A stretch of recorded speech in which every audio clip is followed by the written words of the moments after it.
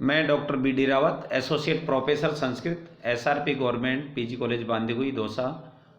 प्रिय विद्यार्थियों, आज हम संस्कृत साहित्य के सामान्य इतिहास का अध्ययन करेंगे जो कि आपके बीए पार्ट सेकंड के सिलेबस में है। और हम शुरुआत करते हैं संस्कृत साहित्य के इतिहास के बारे में, जिसमें सबसे पहले हम वीर काव्य जो हैं रामायण महाभारत उनके बारे में हम अध्ययन करना प्रारंभ कर रहे हैं। जो वीर काव्य है उनके बारे में है। संस्कृत साहित्य के जो अध्येता हैं, मनीषी हैं, समीक्षक हैं, इन्होंने इस संस्कृत साहित्य के इतिहास को दो भागों में विभक्त किया है। एक तो वैदिक संस्कृत साहित्य है और दूसरा लौकिक संस्कृत साहित्य। वैदिक संस्कृत साहित्य का समय लगभग 2500 ईस्वी से 5000 ईस्वी तक का माना जाता है, तथा इसके बाद का जो समय है वो लौकिक साहित्य के अंतर्गत स्वीकार किया गया है। वैदिक संस्कृत साहित्य से तात्पर्य उस साहित्य से है जो कि वैदिक संस्कृत में लिखा हुआ है, उसके लकार भी अलग ही चलते हैं।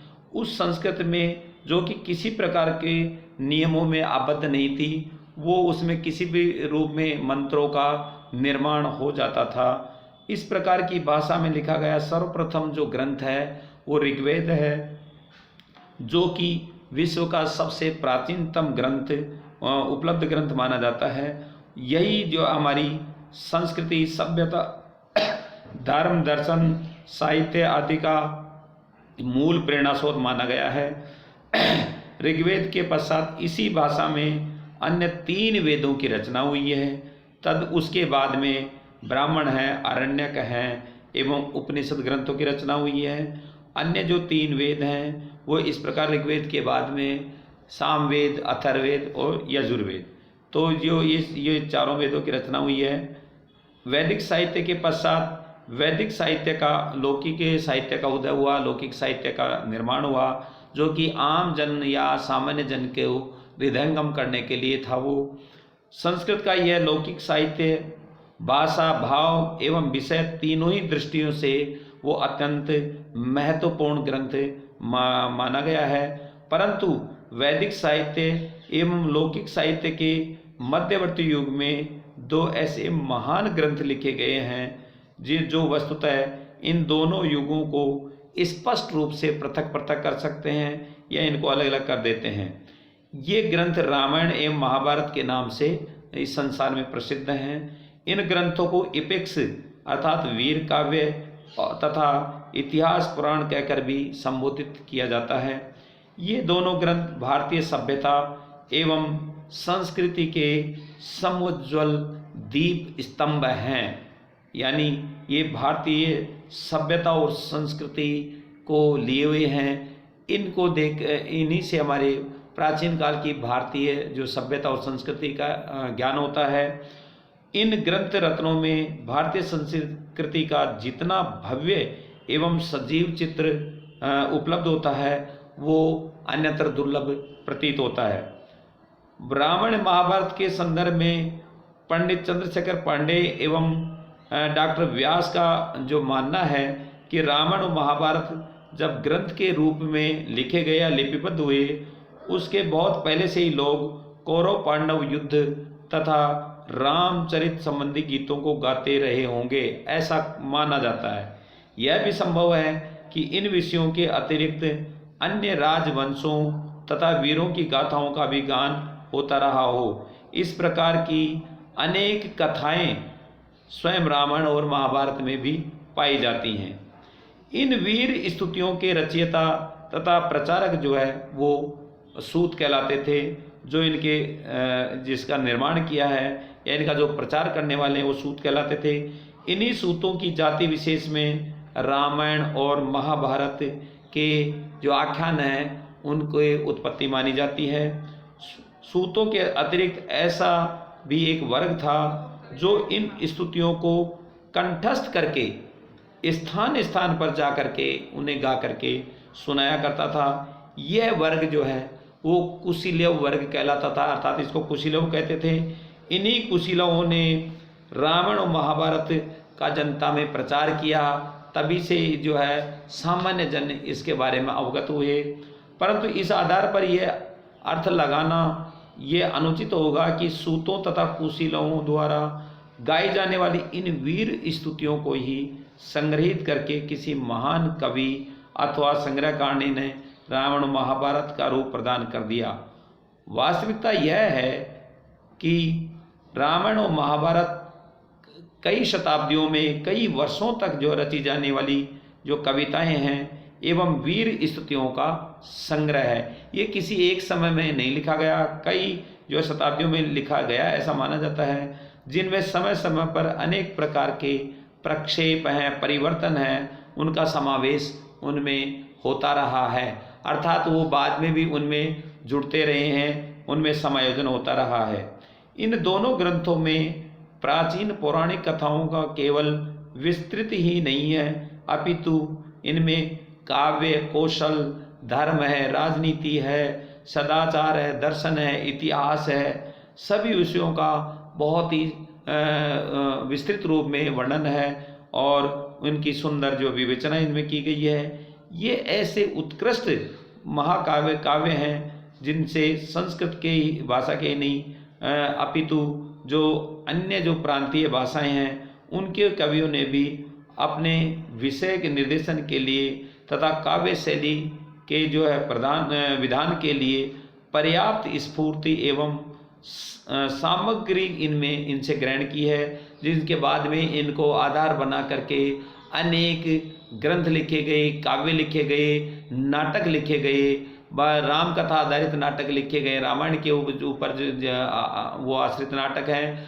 महाभारत के ऊपर आश्रित नाटक भाषण भी लिखे हैं। तो इस प्रकार जो अनेक इन दोनों जो काव्य हैं, वीर काव्य, इनको आधार मान करके अनेक जो काव्यों की या अनेक नाटकों की रचना हुई है।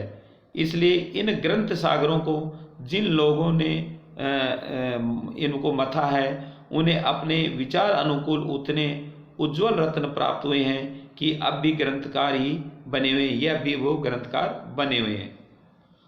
रामायण और महाभारत संपूर्ण भारतीय साहित्य की प्रेरणा के स्रोत हैं। ये दोनों वीर काव्य हैं, वो संपूर्ण भारतीय साहित्य की प्रेरणा के स्रोत माने जाते हैं। दोनों ही ग्रंथों का अपना एक विशिष्ट महत्व है। यदि हम संपूर्ण भारतीय साहित्य का अगर हम विश्लेषण करते हैं तो ये प्रमाणित होता है कि भारतीय साहित्य का जो 90% सृजन है वो रामायण महाभारत के आधार पर ही हुआ।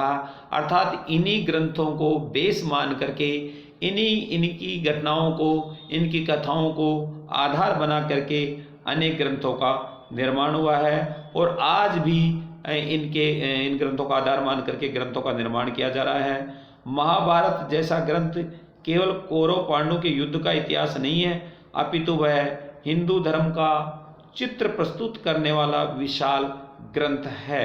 इतिहास भी है और काव्य भी है, दर्शन भी है, उसमें नीति ग्रंथ भी हैं जो कि विदुर नीति भी उसी के अंतर्गत आती है। लौकिक संस्कृत की ऐसी कोई भी विधा नहीं है, ऐसा कोई साहित्य सृजन नहीं है जिसका बीज महाभारत में से प्राप्त न हुआ हो। अर्थात जितने भी ग्रंथ लिखे गए हैं उनका जो बीज जो है वो महाभारत से ही लिया गया है। महाभारत ही उनका बेसिक है, आधार है। उत्तरकालीन जो कवि हैं उन कवियों ने, नाटककारों ने, लेखकों ने इसे अपने विशेष सामग्री ग्रहण की है इन ग्रंथों से। यही कारण है कि ये जो दोनों ग्रंथ हैं वो संस्कृत साहित्य के उपजीव्य ग्रंथ कहे जाते हैं। अर्थात इन्हीं ग्रंथों को जीवन मान करके, यानी ग्रंथों को आधार मान करके अनेक नाटकों का, महाकाव्यों का और गद्य पद्य इत्यादि का जो है इनकी जो रचना हुई है, ये ऐसा माना जाता है और ऐसा सटीक भी प्रतीत होता है। अब हम थोड़ा सा रामायण के बारे में एक सामान्य जानकारी प्राप्त करना चाहेंगे।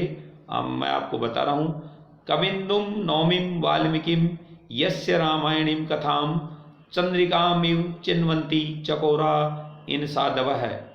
ये जो इसका जो है एक प्रसंगानुसार श्लोक है। महर्षि वाल्मीकि संस्कृत साहित्य के जो है वो आदि कवि माने जाते हैं।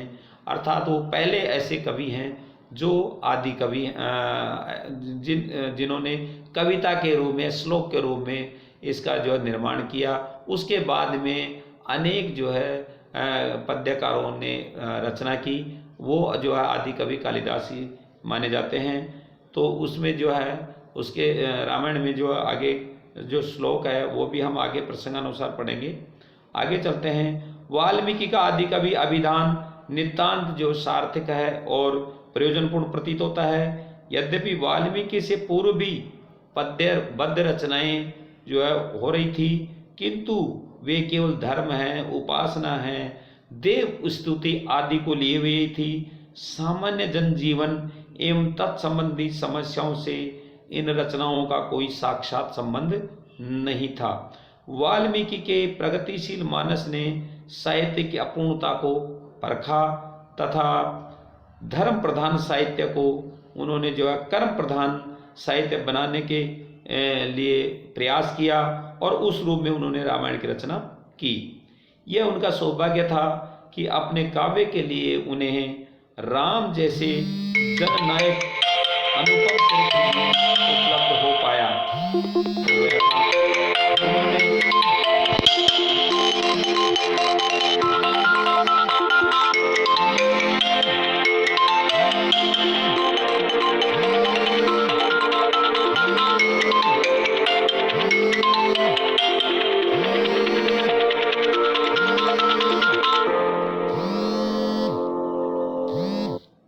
यह उनका सौभाग्य था कि अपने काव्य के लिए उन्हें राम जैसे जननायक का अनुपम चरित्र उपलब्ध हो गया।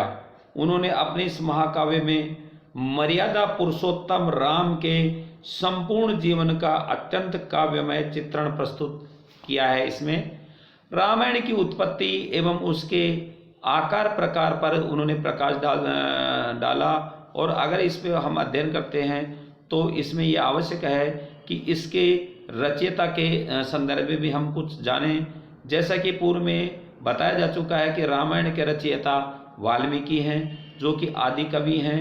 उनके जीवन दर्शन से संबद्ध दो प्रसिद्ध कथाएं हमें उपलब्ध होती हैं। उन कथाओं में से प्रथम कथा का सार है एक डाकू को वाल्मीकि के रूप में प्रतिष्ठित करना। एक तो ये कथा प्रचलित है, तथा द्वितीय कथा का सार है रामायण लिखने की प्रेरणा प्राप्त होना। इस प्रकार जो है प्रथम कथा के अनुसार वाल्मीकि मूलतः रत्नाकर नामक डाकू थे, ऐसा माना जाता है।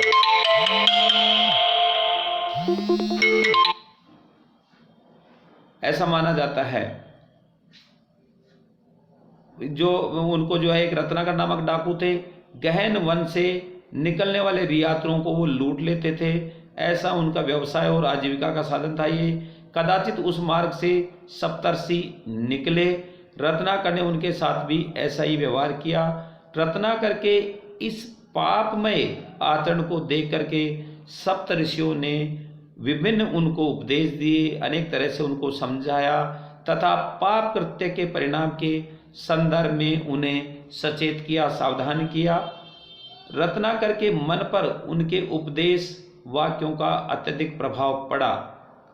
उसने इन ऋषियों से धार्मिक जीवन की जो दीक्षा लेकर के साधना प्रारंभ की। वे समाधि में इतने लीन हो गए कि उनके शरीर पर मिट्टी जमा हो गई। इतने लीन हो गए थे। जब उनमें सुधार आया तो इस प्रकार आया, जिसमें दीमकों व अन्य सरीसृपों ने अपना आवास बना लिया, अर्थात दीमक लग गई उनके। वह एक प्रकार से वाल्मीकि बॉम्बी सा बन गया। वाल्मीकि अर्थात बॉम्बी सा बन गया। बॉम्बी ज्ञान प्राप्त हो जाने पर जब वे उस वाल्मीकि से बाहर निकले, तभी से उनका नाम वाल्मीकि हुआ। यह भी एक किंवदंती है। स्वयं ब्रह्मा ने इन्हें आकर आदि कवि होने का वरदान प्रदान किया, ऐसा माना जाता है। ऐसा कुछ जो चिंतक कहते हैं। तदंतर वाल्मीकि ने दृढ़ संयम, तीव्र मेधा, आर्ष प्रतिभा है, उसके बल पर कुलपति एवं ऋषि का पद प्राप्त किया, ऐसा माना जाता है। रामायण जो उत्पत्ति कैसे हुई, द्वितीय कथा का जो संबंध हम रामायण की उत्पत्ति से है वो है, तदनुसार एक बार जो है महर्षि वाल्मीकि स्नान करने के लिए तमसा नदी के किनारे पर गए थे। तट पर एक क्रौंच युगल काम आसक्त जो जोड़ा था, उसी समय एक शिकारी ने बाण मार करके नर क्रौंच को मार डाला। क्रौंची करुण क्रंदन करने लगी, रोने लगी, विलाप करने लगी, जिसे सुनकर वाल्मीकि का हृदय द्रवित हो उठा। महर्षि के हृदय में करुणा का नैसर्गिक स्रोत फूट पड़ा तथा उनके मुख से अकस्मात ही शाप के रूप में काव्य की जो धारा है, वेगवती धारा, वो प्रवाहित हो उठी, वो निकल गई। शाप के रूप में उनके मुख से जो निकलने वाला जो श्लोक है वो मैं आपके सामने उच्चारण कर रहा हूँ। माँ निषाद प्रतिष्ठाम त्वगम शाश्वती समः यत क्रौंच मिथुनाद एकम अवधि काम मोहितम। ये रामायण बालकांड का द्वितीय अध्याय का 15वां श्लोक है और इसका अर्थ है, ये निषाद तुमने काम मुग्ध इस क्रौंच युगल में से एक को मार डाला। तुमने एक को मारे, इस युगल में से, इस जोड़े में से एक को मार डाला है, अतएव तुम कभी भी प्रतिष्ठा को प्राप्त नहीं करोगे। वाल्मीकि का शोक श्लोक में परिणत हो गया। ये जो शोक है वो श्लोक के रूप में कह दिया उन्होंने, वो श्लोक के रूप में परिणत हो गया, जो सम अक्षर युक्त 4 पदों का था। कहा जाता है कि इस करुणामय वाणी के उच्चरित होते ही स्वयं ब्रह्मा उस स्थल पर प्रकट हुए तथा वाल्मीकि को इसी पद्यात्मक शैली में रामचरित लिखने का आदेश प्रदान किया था। ऐसा ये भी एक किंवदंती प्रसिद्ध है। ब्रह्मा ने वाल्मीकि को आर्ष चक्षु होने का वरदान भी दिया, जिसे वे अपने कथानक के भूत, वर्तमान तथा भविष्यकालीन जीवन को हस्त कमलवत देख सकते हैं। ऐसा उनको एक आर्ष चक्षु दिया जो अपने भूत यानी पास्ट को भी देख सकते हैं, जो समय बीत चुका है, वर्तमान और भविष्य में होने वाली जो भी जीवन है उसको भी वो देख सकते हैं। महाकवि कालिदास ने जो है रघुवंश में के 14वें सर्ग में 17वां श्लोक है, बहुभूति उत्तर रामचरित ने प्रथम जो अंक है उसमें जो है द्वितीय उसमें, तथा आनंदवर्धन ने ध्वन्यालोक में जो है इन घटनाओं का चित्रण किया है, वर्णन किया है। इस प्रकार जो है ये एक सामान्य बात प्रचलित है। अब रामायण एक सामान्य परिचय जिसको हम देना चाहेंगे, सामान्य परिचय वो इस प्रकार है। वाल्मीकि जो इस रामायण के जो रचयिता प्रणेता है वाल्मीकि माने जाते हैं। इन्होंने मर्यादा पुरुषोत्तम भगवान राम के जीवन का काव्य में वर्णन किया है। इस ग्रंथ को चतुर्विंशति शास्त्री संहिता भी कहा जाता है, अर्थात इसमें 24,000 श्लोक हैं, इसलिए जो है इसको चतुर्विंशति शास्त्री संहिता कहा जाता है, जो कि ये जो है 7 कांडों में विभाजित है। विद्वानों का ऐसा मानना है, ऐसा कथन है उनका कि इसके प्रत्येक 1000 श्लोक का प्रथम अक्षर गायत्री मंत्र के ही अक्षर से प्रारंभ होता है। गायत्री मंत्र में भी 24 अक्षर हैं तथा इसमें भी 24,000 श्लोक हैं। ये जो राम के कथानक के साथ साथ इसमें वे सभी काव्य गुण पाए जाते हैं जो एक महाकाव्य के लिए अपेक्षित हैं, महाकाव्य के लिए जरूरी हैं। इसमें अधिकांश प्रयोग यद्यपि अनुष्टुप छंद का ही इसमें विधान किया गया है, फिर भी यथासंभव अनेक जो छंदों का समय समय पर इनका जब प्रयोग किया गया है, जहां आवश्यक हुआ भिन्न छंदों का भी प्रयोग इसमें हुआ है। रामायण का वर्ण विषय राम कथा है तथा प्रत्येक कांड के अनुसार इस कथा को हम जो है संक्षेप में इस प्रकार जो है प्रस्तुत कर रहे हैं। बाल कांड में इसमें जो 77 सर्ग हैं, इन सर्गों में राम के जन्म है, बाल्यकाल है, उसकी कौमार्य की अवस्थाएं हैं, राम लक्ष्मण का विश्वामित्र के साथ वनगमन है, वन में राक्षस वध एवं यज्ञ रक्षा, जनकपुरी में विश्वामित्र के साथ गमन, वहाँ शिव धनुष भंग करके जनक तनया जो सीता है उसके साथ राम का विवाह तथा अन्य 3 भाइयों का जो जनक की अन्य पुत्रों के साथ विवाह का वर्णन है। इसमें इस प्रकार इसमें बहुत सी छोटी छोटी कथाएं हैं जिन्हें विश्वामित्र ने राम को सुनाया है। विश्वामित्र के वंश का वर्णन तथा तत्संबंधी जो जैसे कथा है, गंगा एवं पार्वती की उत्पत्ति की कथा है, कार्तिकेय का जन्म है, राजा सागर एवं उनके 60,000 पुत्रों की कथा है, भागीरथ की कथा है, दिति अदिति की कथा है, गौतम अहिल्या वृत्तांत है, राम के चरण स्पर्श से अहिल्या की मुक्ति की कथा है, त्रिशंकु एवं राजा अम्बरीश की कथा, विश्वामित्र द्वारा तप करने, मेनका अप्सरा द्वारा उसे भंग करना और विश्वामित्र द्वारा पुनः तपस्या एवं जो महर्षि पद की प्राप्ति, इन सभी घटनाओं का इसमें वर्णन किया गया है। दूसरा जो इसमें कांड है वो अयोध्या कांड है। इसमें 119 सर्ग हैं। काव्य की दृष्टि ये है कांड अत्यंत महत्वपूर्ण है, इसको अत्यंत महत्वपूर्ण माना गया है। इसमें अधिकांश कथा जो है राम के जीवन से संबंधित है। इसमें इन जो है राजा दशरथ द्वारा राम का राज्याभिषेक का आयोजन है।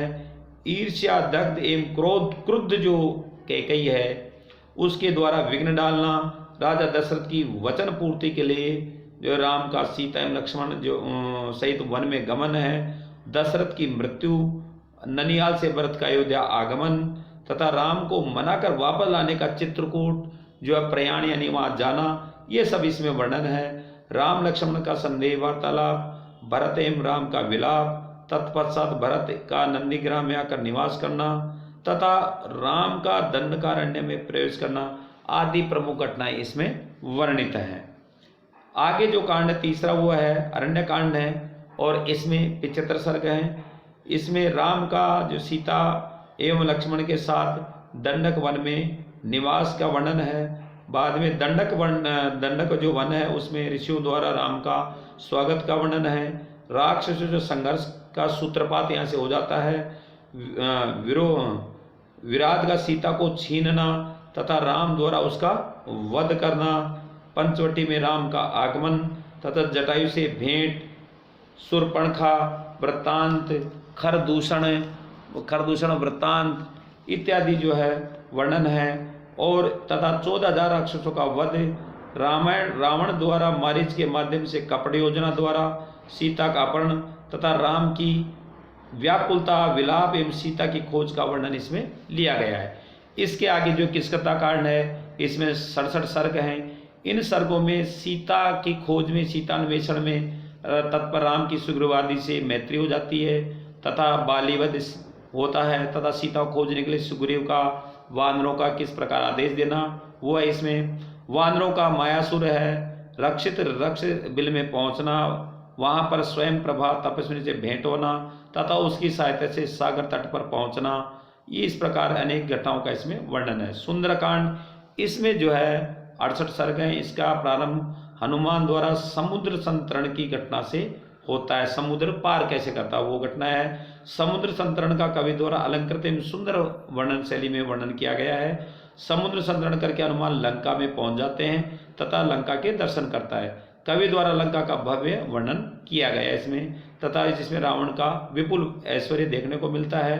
अशोक वन में जो सीता द्वारा हनुमान द्वारा सीता को देखना, उनके से वार्तालाप करना, तत्पश्चात लंका दहन तथा सीता की चूड़ामणि एवं संदेश सहित हनुमान का वापस किष्किंधा नगरी में आकर राम से मिलना आदि घटनाएं हैं। युद्ध कांड है। रामायण का यह कांड अन्य कांडों की तुलना में काफी बहुत बड़ा है। इसमें 128 सर्ग हैं।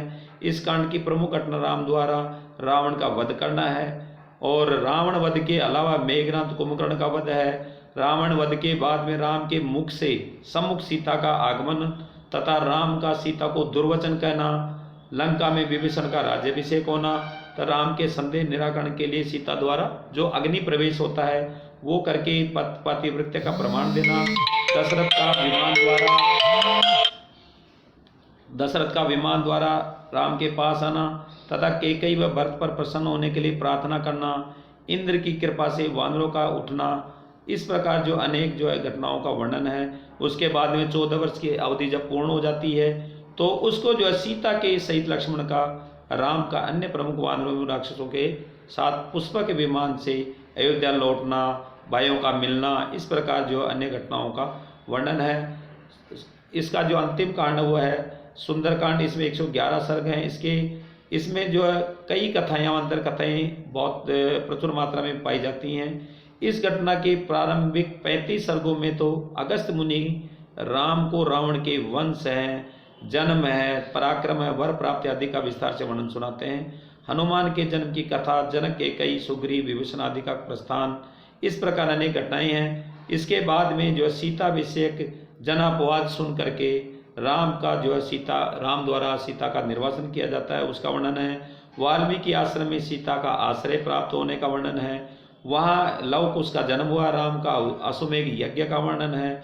वाल्मीकि का यज्ञ में आगमन तथा लव कुश का रामायण गान, राम द्वारा सीता को अपनी शुद्धता सिद्ध करने के लिए शपथ लेने को कहना, सीता का शपथ लेना, भूतल से सिंहासन का प्रकट होना तथा सीता का रसातल में प्रवेश, अंत में राम की जल समाधि, रामायण के जो पाठ का फल कथन है, उन घटनाओं का इसमें वर्णन है। धन्यवाद।